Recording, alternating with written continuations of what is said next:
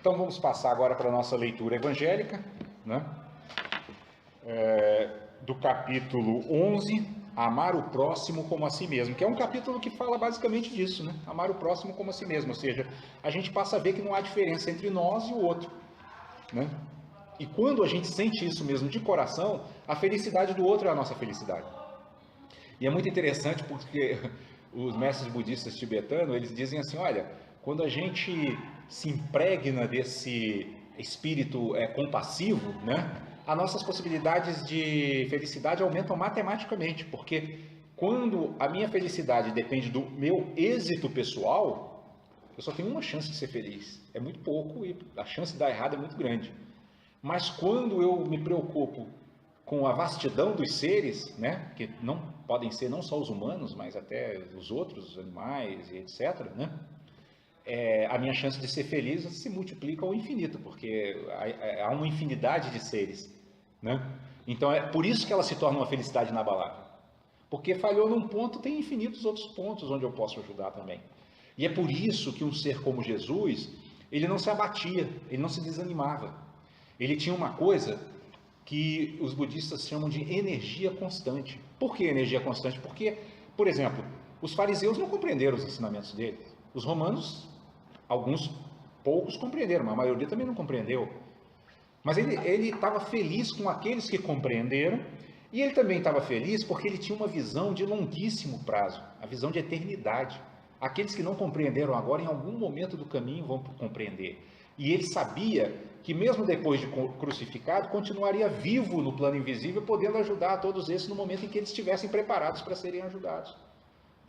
E isso deixava feliz. Então a felicidade dele não se abalava, mesmo diante do sofrimento do próximo, porque ele sabia que aquele sofrimento era passageiro e, sob um certo aspecto, ilusório. Em que aspecto que é ilusório? Porque é no aspecto de que a pessoa está sonhando que ela é o centro do mundo, mas ela não é.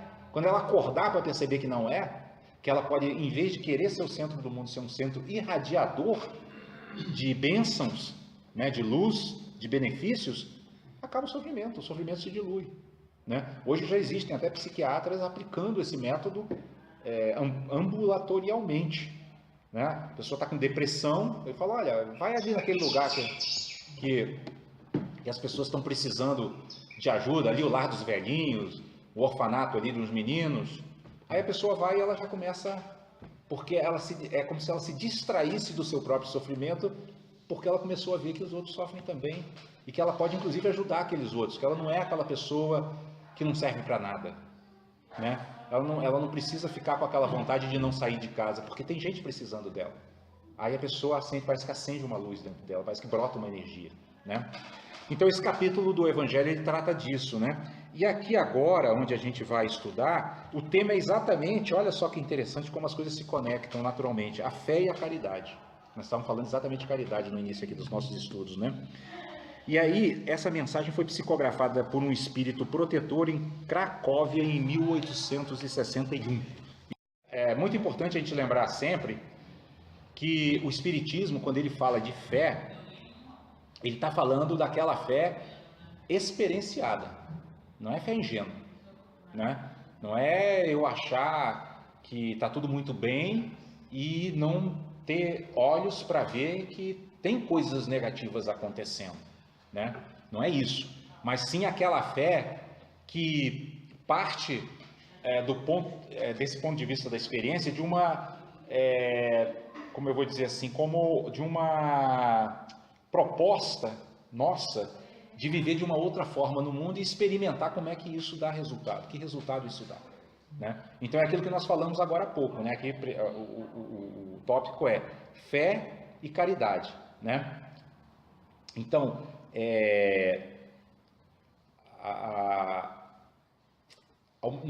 quando nós nos conscientizamos de que voltar o nosso olhar e o nosso interesse para beneficiar os outros nos traz alegria, a gente renuncia a outra forma de viver. E esse também é um equívoco que as pessoas têm em relação ao que é renúncia.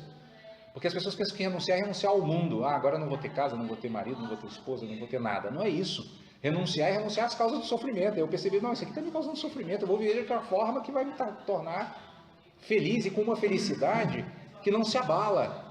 quando as circunstâncias se alteram.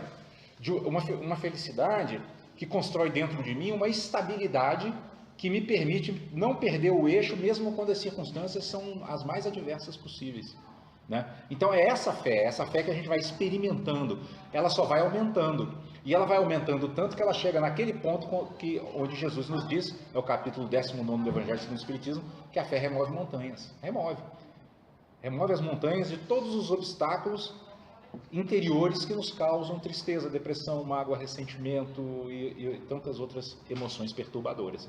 A gente fica como que imperturbável, né? E aí na sequência ele diz assim: sim, meus filhos, é em vão que o homem ávido de prazeres se queira iludir sobre a sua destinação nesse mundo, sustentando que lhe é permitido não se ocupar senão da sua felicidade. Certamente, Deus nos criou para sermos felizes na eternidade. Entretanto, a vida terrestre deve servir unicamente ao nosso aperfeiçoamento moral, que se adquire mais facilmente com a ajuda dos órgãos e do mundo material. Sem contar as vicissitudes ordinárias da vida, a diversidade dos vossos gostos, de vossas tendências, de vossas necessidades, é também um meio de vos aperfeiçoar em vos exercitando na caridade. Porque não é senão à força de concessões e de sacrifícios mútuos que podeis manter a harmonia entre elementos tão diversos. O que ele está nos colocando aqui é exatamente isso: o quão desafiador é viver nesse mundo onde cada um de nós tem uma visão, um ponto de vista, uma posição diferente dos outros. Mesmo quando a gente está entre um grupo mais afim, amigos, família, né, ou qualquer outro grupo mais afim, a gente percebe que existe uma diversidade que às vezes chega a ser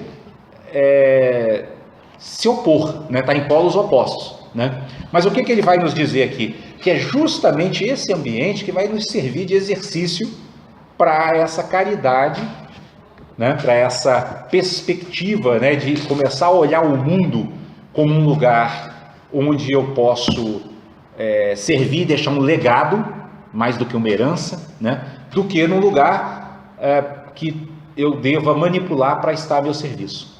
Porque é esse esforço de manipular o mundo para colocá-lo a nosso serviço que gera sofrimento. Porque aí a gente tenta controlar as coisas, mas como o mundo é muito dinâmico, elas fogem ao nosso controle. Nós não conseguimos controlar. Agora, quando eu estou com o espírito de serviço, eu não quero controlar, eu vou seguindo a maré, surfando a onda, ou seja, a necessidade do próximo surge e eu me ofereço para satisfazer dentro das minhas possibilidades. Surge outra e eu estou ali presente, né? Então eu fico muito mais habilitado e muito mais habilidoso para viver melhor. Aí eu vou percebendo que a felicidade do outro é a minha felicidade, que a minha felicidade é a felicidade do outro, né? Que quando eu estou feliz, eu transmito felicidade ao outro, e quando o outro fica feliz, ele transmite para mim. E que assim eu vou construindo uma sociedade, um ambiente social, um ambiente familiar que me é favorável também.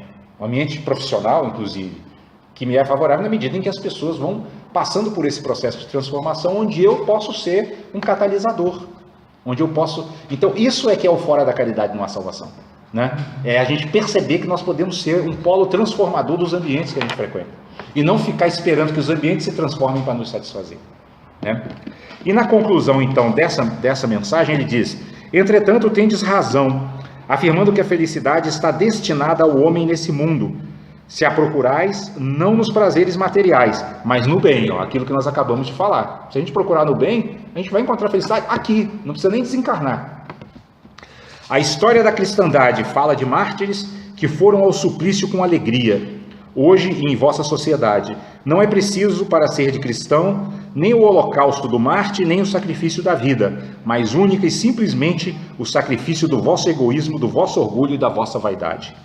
Triunfareis se a caridade vos inspirar e se a fé vos sustentar, né? Então, olha só que interessante, ou seja, eu fico muito impressionado com as conexões, né? Porque a palavra que ele usou no final aqui, triunfareis, e a nossa mensagem de hoje foi êxito. Êxito é triunfar, né? E todas na mesma perspectiva. Então nós triunfaremos, né, se tivermos esse espírito de sacrificar o nosso egoísmo, né? O que não é fácil na sociedade de hoje.